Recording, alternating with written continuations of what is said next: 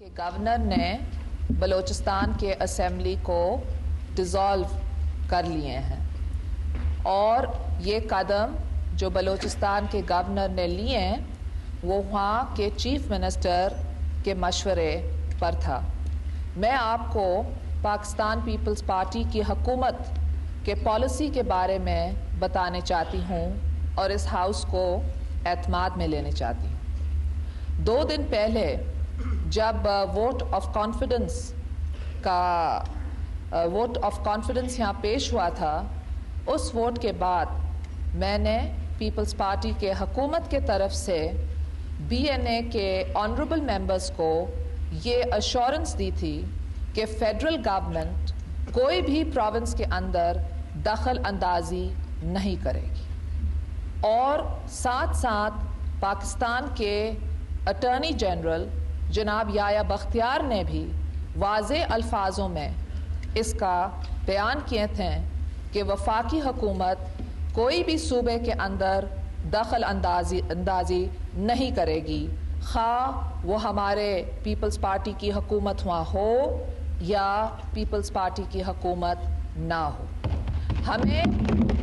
ہمیں یہ بات کا ضرور علم تھا کہ بلوچستان کے اسمبلی میں جو پارٹیز تھیں دونوں کی قوت برابر تھی، اور جے U I, be N a, I J I سب جماعتوں نے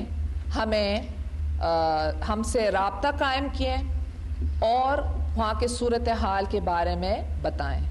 سب کو ہم نے کہا کہ ایک آئین ہے، ملک میں جمہوریت ہے، ہم کوئی قدم نہیں لیں گے جو آئین میں نہیں ہے، اور ہم کوئی قدم نہیں لیں گے جو جمہوریت کے خلاف ورزی بن سکتی ہے.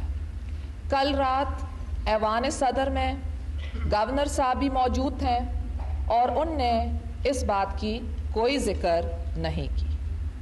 صدر صاحب بھی موجود تھے، ان کو بھی اس سلسلے میں کوئی علم نہیں تھا. آج صبح ہمیں یہ علم ملی کہ بلوچستان اسمبلی ڈیزالو ہو چکی ہے.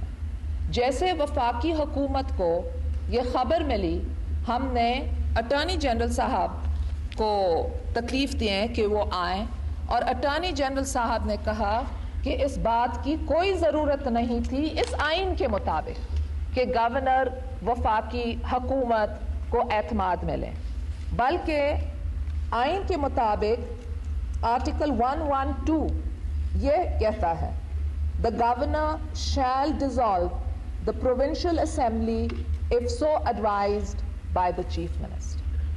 Our position to the governor, to the chief minister, to the political parties involved was that we believe in provincial autonomy. We will not intervene. There is no governor's rule in Balochistan that we should intervene. The chief minister, according to this constitution, which we did not write, advised the governor. The governor acted according to the constitution. ابھی اگر ہم ملک کے اندر کہتے ہیں کہ آئین کے مطابق چلنا ہے تو پھر آئین کے مطابق چلنا پڑے گا، اور اگر ہم ملک کے اندر کہتے ہیں کہ جمہوریت بحال ہو تو پھر ہمیں جمہوریت کے بحالی میں جو بھی نتائج نکلتے ہیں انہیں قبول کرنا پڑتا ہے. جب تک کسی کے پاس ہاؤس میں اکثریت ہے وہ حکومت میں ہے، جو یہ آئین ان کو تحفظ دیتی ہے وہ اس آئین کی تحفظ لیں.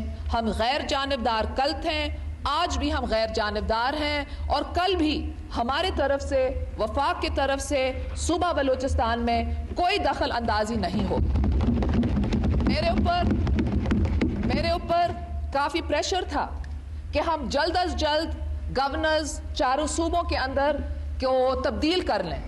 یہ اللہ تعالیٰ کی طرف سے ہے اور میں بہت خوش ہوں کہ ہم تبدیل نہیں کیے. اس لیے آج اس صوبے کے اندر وہ گورنر ہے جو ماضی میں مقرر کیا گیا تھا، اور آج صوبے بلوچستان کے اندر وہ چیف منسٹر ہے جن کا تعلق آئی جے آئی کے ساتھ تھا. جو کچھ قدم ہوا ہے وہ آئین کے مطابق ہوا ہے. میں کسی کیس میں نکتہ چینی نہیں کرنے چاہتی ہوں.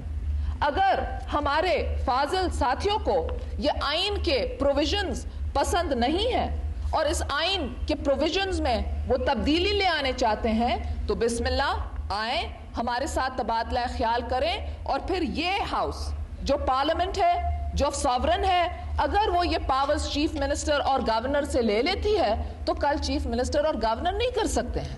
مگر جب تک وہ پاورز ہیں ہم مجبور ہیں, ہم کوئی قانون کے خلاف ہمارے سیاسی فائدے کے لیے نہیں چلیں گے. B N A, J U I, I J I, سب سے میری یہی درخواست ہے کہ اگر آپ چاہتے ہیں آئین میں ترمیم تو آئیں اور اس ہاؤس کو پارلیمنٹ میں لیں, اور اگر آپ آئین میں ترمیم نہیں چاہتے تو عوام کی عدالت میں پیش ہوں, جو عوام کا فیصلہ ہوگا وہ ہم قبول کریں گے. ہمارا کوئی ذاتی فیصلہ نہیں ہوگا, اس ملک کے حکمران عوام ہے, طاقت کا سرچشمہ عوام ہے, اور بلوچستان کے عوام خود ہی اس سلسلے میں مشورہ دیں گے, فیصلہ دیں گے. کل بی این اے کی حکومت آئے عوام کی اجازت سے خیر مقدم, جے یو آئے خیر مقدم, کوئی بھی آ سکتا ہے. یہ فیصلہ بے نظیر بھٹو پیپلز پارٹی نہیں کرے گی, یہ فیصلہ بلوچستان کے عوام کریں گے جس کا حق ہے. شکریہ.